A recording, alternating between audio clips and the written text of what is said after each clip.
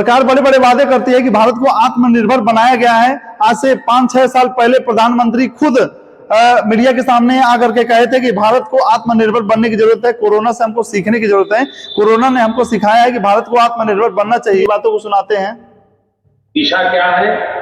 देखिए, कोरोना संकट से हमने अनुभव में पाया है कि अब हमें आत्मनिर्भर बनना ही पड़ेगा। आत्मनिर्भर बनना ही पड़ेगा। हमारे प्रधानमंत्री जी बातों को तोड़ने मरोड़ने में इतने माहिर हैं कि आज से 6 साल पहले ये खुद कहते हैं कि हमको आत्मनिर्भर बनना ही पड़ेगा। परंतु आज ईरान और अमेरिका इजराइल का युद्ध चल रहा है और इस युद्ध में पेट्रोलियम की भारी किल्लत है, गैसों के लिए लंबी लंबी लाइनें लगी हैं। पूरे भारत के हर राज्य में गैसों के लिए लोग हताश और निराश हैं।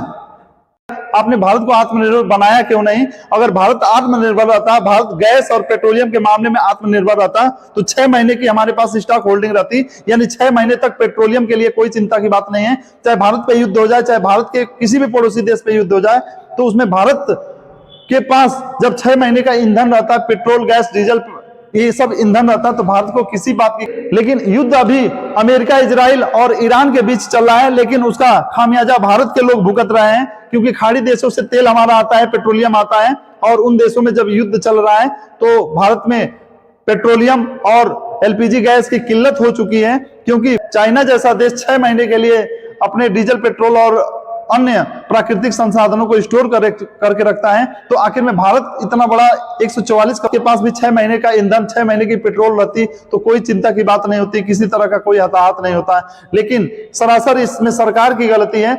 11-12 सालों से सरकार है, तो सरकार को स्टॉक होल्ड करके रखना चाहिए डीजल, पेट्रोल और या अन्य एलपीजी सिलेंडरों को, क्योंकि स्टॉक हमारे पास रहता तो कोई चिंता नहीं होती है। ये सच्चाई है कि भारत में गैस की किल्लत हुई है, कुछ लापरवाहियां हैं सरकार की भी और कुछ पब्लिक में भी। इस तरह के जो हमारे,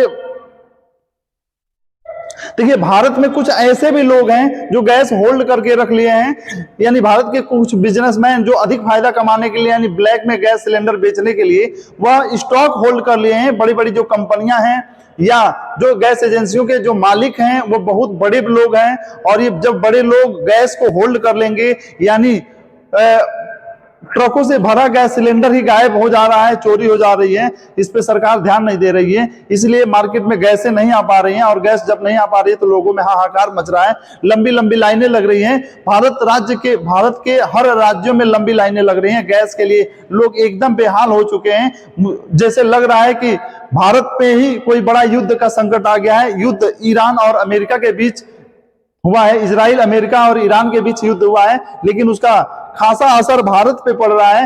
भारत के लोग गैस के लिए परेशान हो चुके हैं, 3-3 दिन, 4-4 दिन लाइन लगाने के बाद भी गैस नहीं मिल रहा है। कहीं ना कहीं सरकार की लापरवाहियां हैं। हमारे प्रधानमंत्री बहुत ही लापरवाह हैं।